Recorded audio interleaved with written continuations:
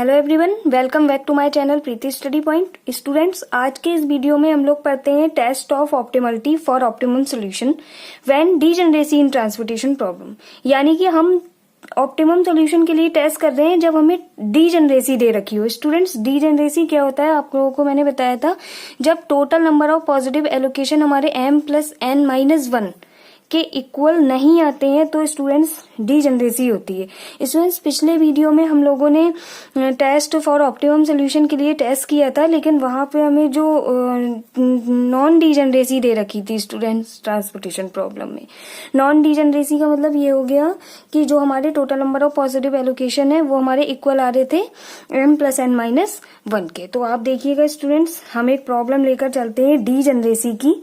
ये मेरे पास क्वेश्चन आ गया students, find the IVFS। IVFS का मतलब ये हो गया इनिशियल बेसिक फिजिकल सॉल्यूशन, ठीक है ना, ऑफ द ट्रांसपोर्टेशन प्रॉब्लम। ये हमारे पास स्टूडेंट्स ट्रांसपोर्टेशन प्रॉब्लम दे रखी है, आपको क्वेश्चन दे रखा है। आपका सबसे पहला काम ये है कि आप ये चेक करेंगे इसमें जो डिमांड है उतनी सप्लाई हो रही है या नहीं हो रही है स्टूडेंट्स, यानी कि प्रॉब्लम हमारी बैलेंस्ड है या नहीं है। तो देखिएगा, ये मैंने ऐड किया दोनों साइड, तो मेरा 22 आ रहा है, यानी कि मुझे पता है मेरी प्रॉब्लम जो है स्टूडेंट्स बैलेंस्ड है। तो देखिएगा, अब हम इसके सोल्यूशन के लिए पढ़ते हैं स्टूडेंट्स। ये हमारा स्टेप फर्स्ट है स्टूडेंट। तो देखिएगा, इसमें हमने क्या कहते हैं वैम मेथड स्टूडेंट्स लगा दिया है। आप लोग स्टेप बाय स्टेप पूरा क्वेश्चन कंप्लीट कीजिएगा, यानी कि वैम मेथड को यहाँ पर कंप्लीट कीजिएगा। मैं यहाँ पर डायरेक्ट लेकर चलती हूँ स्टूडेंट्स। आप पेनाल्टी, रो कॉलम पेनाल्टी निकालकर इनको एलोकेट कीजिएगा अच्छे से। मैं थोड़ा सा डायरेक्ट लेकर चल रही हूँ स्टूडेंट्स। तो देखिएगा, हमने स्टेप फर्स्ट में सबसे पहला काम है हमारा, आप तीनों में से कोई भी मेथड स्टूडेंट्स लगा सकते हैं, चाहे नॉर्थ वेस्ट हो, चाहे लोएस्ट कॉस्ट एंट्री मेथड हो, या फिर वैम मेथड हो। तो स्टूडेंट्स, जो ऑप्टिमलिटी टेस्ट होती है उसका मेन काम तो आपको पता ही होगा, ये होता है कॉस्ट को मिनिमाइज करना, इसीलिए हम वैम मेथड का यूज अच्छा मानते हैं। तो देखिएगा, इसी वजह से मैंने यहाँ पे वैम मेथड अप्लाई किया हुआ है।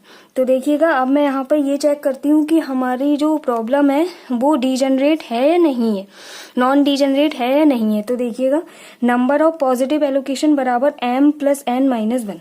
तो number of positive allocation students देखिएगा कितने हैं, 1 2 3 4 5 6 7 8, यानी कि टोटल 8 हो रहे हैं हमारे नंबर ऑफ पॉजिटिव एलोकेशंस। तो देखिएगा, यहाँ पर हम चेक करते हैं m+n-1।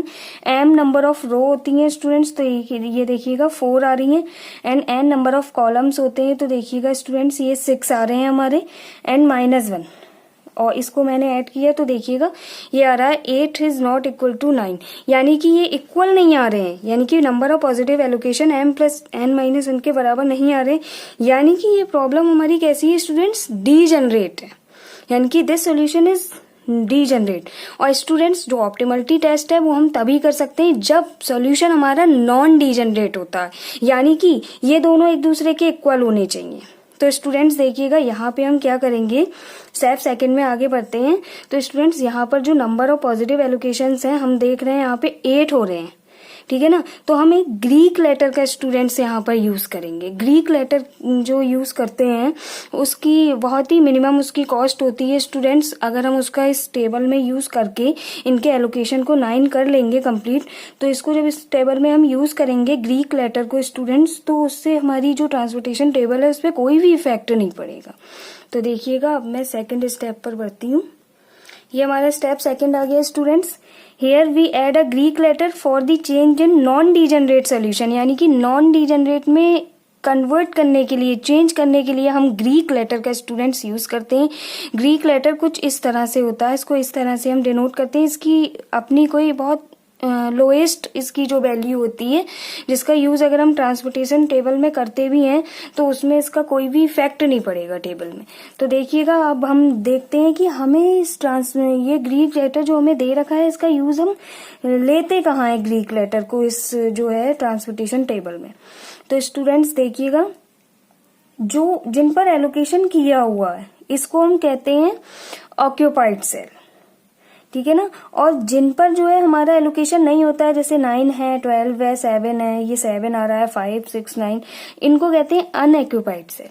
यानी कि जो हम ग्रीक लेटर है उसको हम अनएक्यूपाइड सेल पर लेते हैं, यानी कि जिस पर कोई भी एलोकेशन नहीं हुआ होता है स्टूडेंट्स।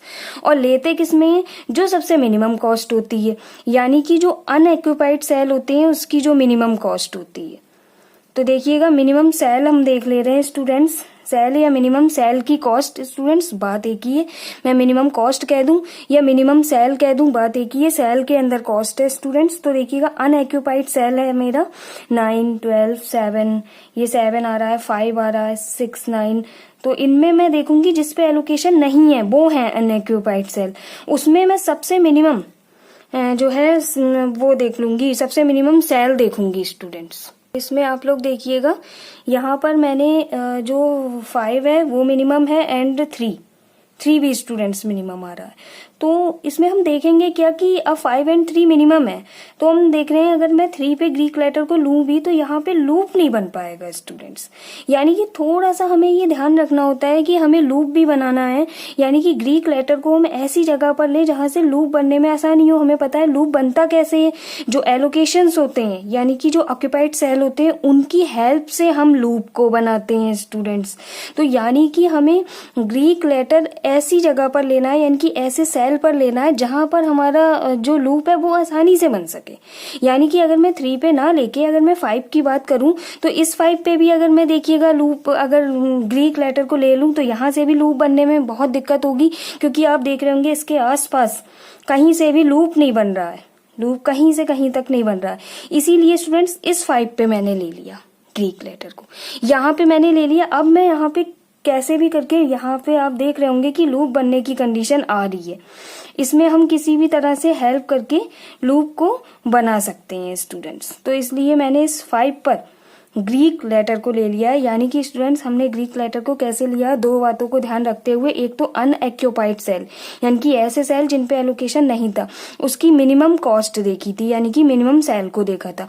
दूसरी चीज हमने ये भी देखी थी कि हमारा जो हम ग्रीक लेटर ले रहे हैं उससे लूप बन जाए आसानी से, ऐसी जगह पर लें जिससे हम लूप को आसानी से बना सके।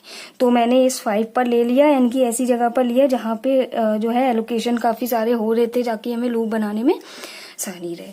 तो अब आप देखिएगा आगे मैंने अब फिर से इसको चेक किया कि हमारा सोल्यूशन देखें कि नॉन डिजेनरेट हुआ है कि नहीं। तो देखिएगा नंबर ऑफ पॉजिटिव एलोकेशंस हमारे अब 9 हो गए students, 1, 2, 3, 4, 5, 6, 7, 8, 9।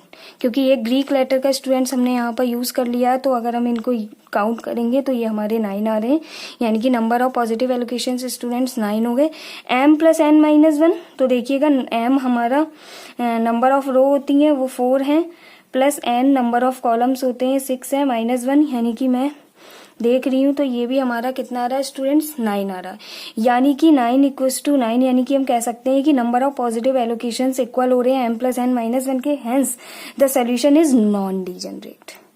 The first condition of the optimality test is satisfied. Optimality test की खुद की स्टूडेंट्स ये कंडीशन होती है कि सोल्यूशन हमारा नॉन डिजेनरेट होना चाहिए, ठीक है ना। तो आप देखिएगा अब हम बढ़ते हैं स्टेप थर्ड का स्टूडेंट्स काम ही यही होता है UI/BJ निकालना। स्टेप 4 में हम लोग DIJ निकालेंगे। तो देखिएगा calculation for UI and BJ। तो देखिएगा UI हमने निकालने का तरीका आपको पिछले वीडियो में बताया था अच्छे से, इसमें मैं सिर्फ आपको दिखा दे रही हूँ। पिछले वीडियो में मैंने पूरा बढ़िया तरीके से क्वेश्चन सॉल्व कराया था, यानी कि जब सॉल्यूशन नॉन डिजेनरेट हो जाता है तो ठीक वैसे ही आप पूरे क्वेश्चन को, आगे के क्वेश्चन को सॉल्व कर सकते हैं। तो देखिएगा यहाँ से मैंने UI/BJ निकाला है स्टूडेंट्स।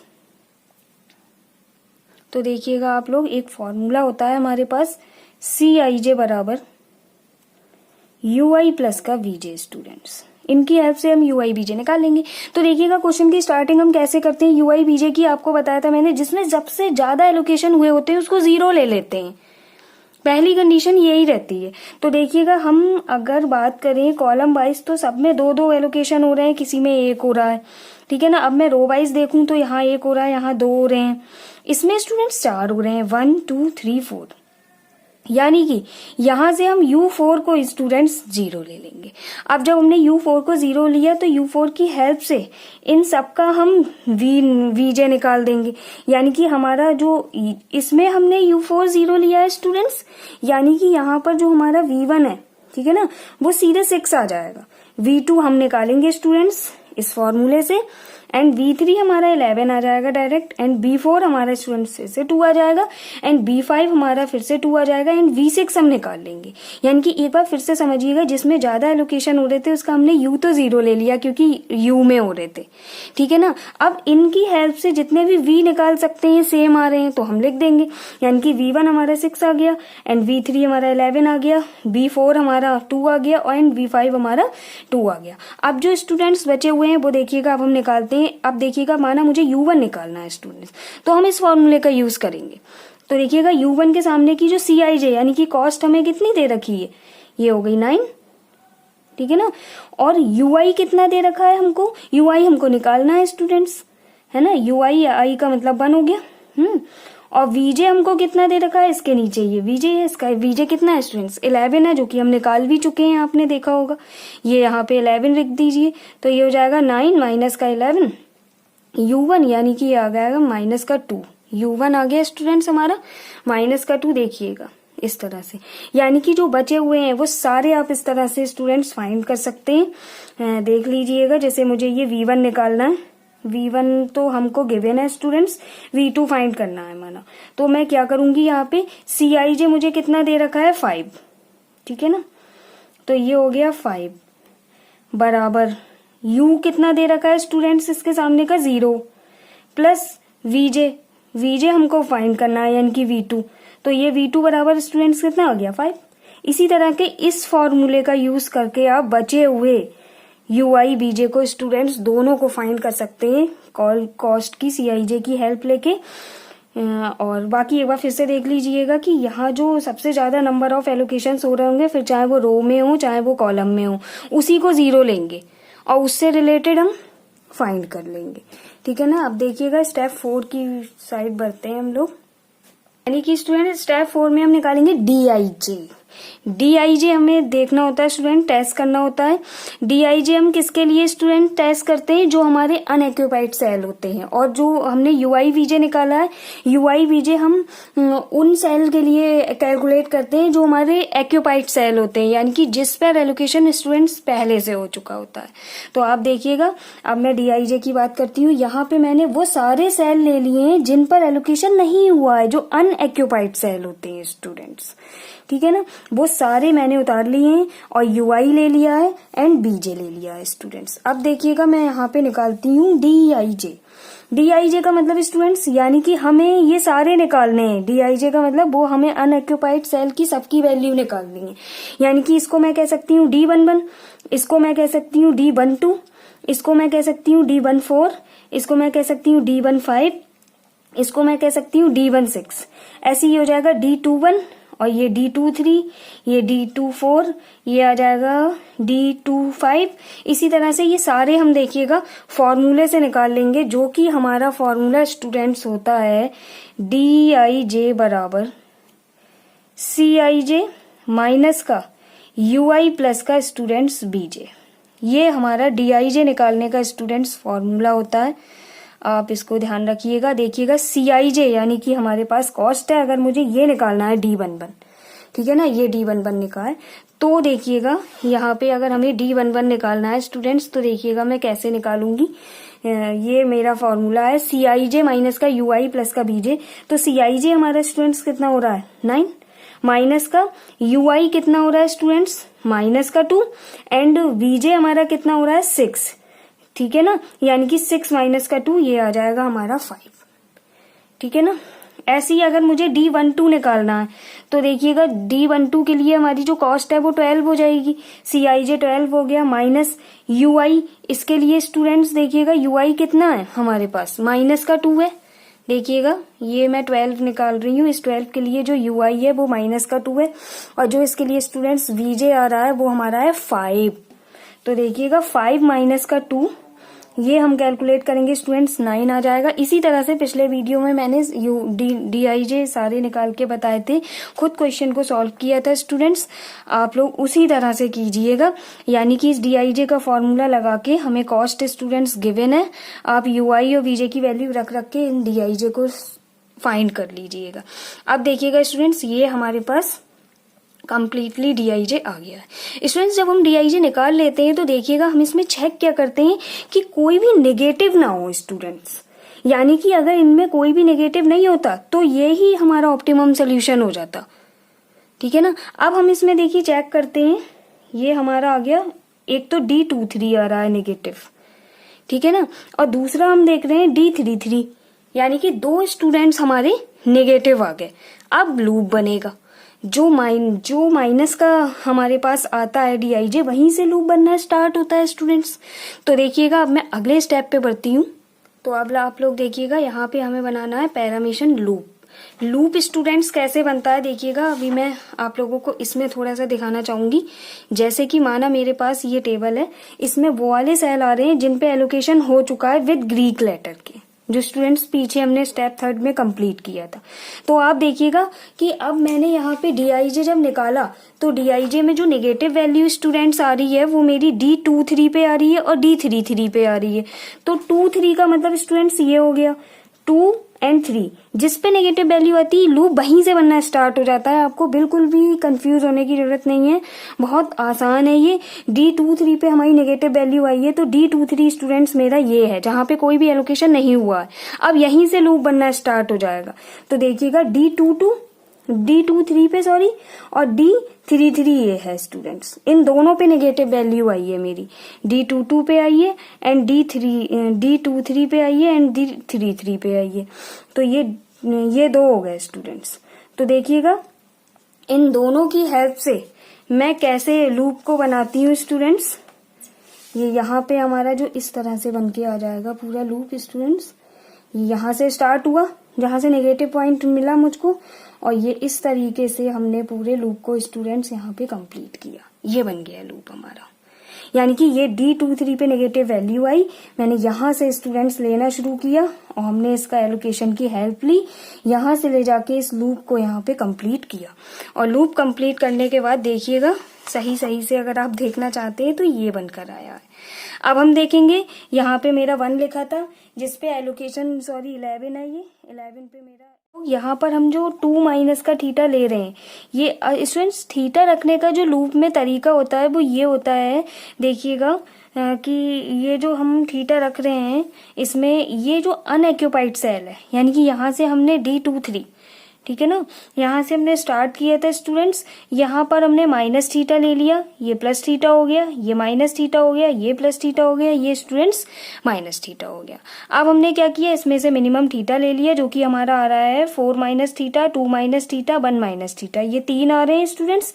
तीनों में भी हमने मिनिमम ले लिया क्योंकि हमें मिनिमम थीटा लेना है जो कि हमारा 1 माइनस थीटा था। ये थीटा की वैल्यू स्टूडेंट्स हमारे पास 1 आ गई। अब देखिएगा मैं स्टेप 6 की ओर बढ़ती हूँ स्टूडेंट्स। यहाँ पर अब हम करेंगे क्या कि थीटा की जो वैल्यू है वो इसमें रख देंगे। तो देखिएगा ये 4 माइनस थीटा था 3 पर, यानी कि पहले 4 एलोकेट था, अब कितना एलोकेट हो जाएगा 3, ये हो गया 3।